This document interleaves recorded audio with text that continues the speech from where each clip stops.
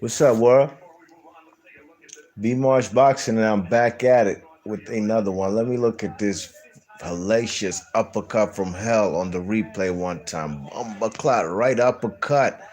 Marcos Hernandez had no chance. Anthony the Dog Dirrell, he comes into this fight after that controversial draw versus Kyron Davis in his last fight. A fight that I thought Kyron Davis won, and I thought that the dog Anthony Dirrell lost.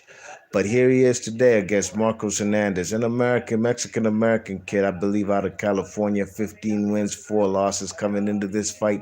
Basically, like a tune-up fight for the man Anthony the Dog Dirrell, and he came out very aggressive from Jump Street. Let me hear what he got to say right quick.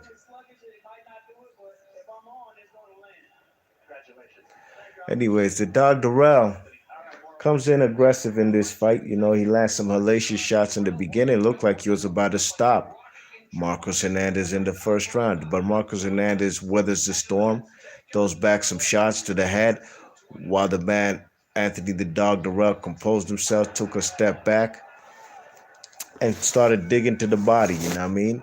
But the right hand was his and the jab. His jab was percolated, and that's what set up everything. And I like how he did a nice little feint with the jab, had the man basically blinded Marcos Hernandez in the third round with the jab. Then he threw an uppercut from hell, hellacious Hadouken, Prince Nassim type of right uppercut. Catches the man Marcos Hernandez flush on the chin. He goes down. He almost does a little Simon Brown impression. What's his name? Simon Brown versus that guy from Baltimore, former world champion out of Baltimore. What's his name? Oh man, it's not ringing a bell right now. But you remember when Simon Brown was there punching the air after he got KO'd? You know what I mean? Basically out, lights out on his back. That's how Marcos Hernandez was tonight, but not quite to the extent as if somebody remembers that fight versus what's his name? Simon Brown. The name's escaping me right now. But it was a hellacious uppercut. The Dog Dirrell, like I said in his last fight, versus Kyron Davis, I thought he got a gift decision, and he lost his title before that in his previous fight before that, I believe, versus David Benavidez, you know what I mean? Excuse me. In a fight where David Benavidez didn't look too great.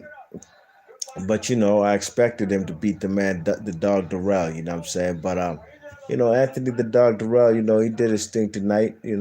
Albeit against an opponent who's coming into this fight not quite on his level. As far as hasn't competed for no world titles. The Dog Dirrell is a two-time WBC super middleweight champion.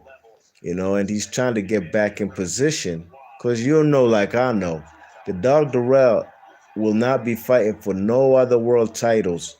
It's quite apparent. He's in good books with the WBC, so he ain't gonna be fighting for no other titles besides what you call it, the WBC title.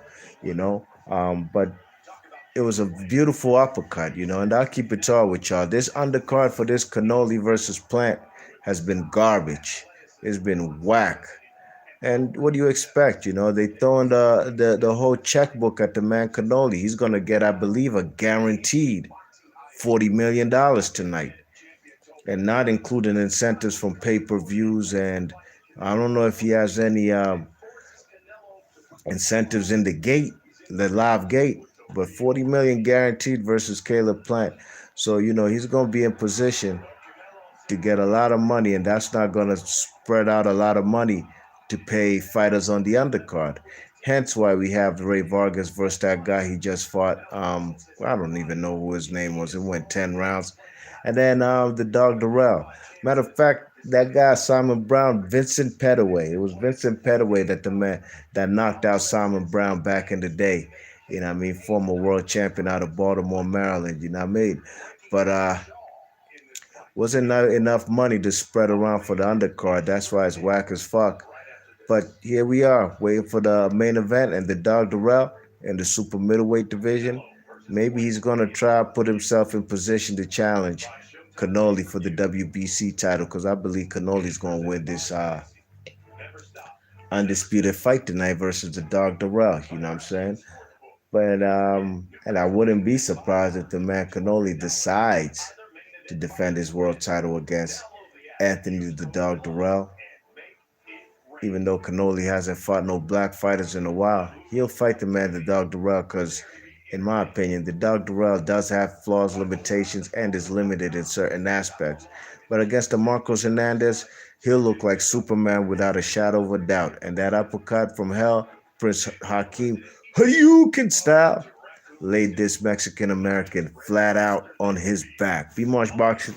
Leave your thoughts and comments. Hit that thumbs up if you're new to the channel. And please share and subscribe. And I'll catch you on the next one. I'm gone. One.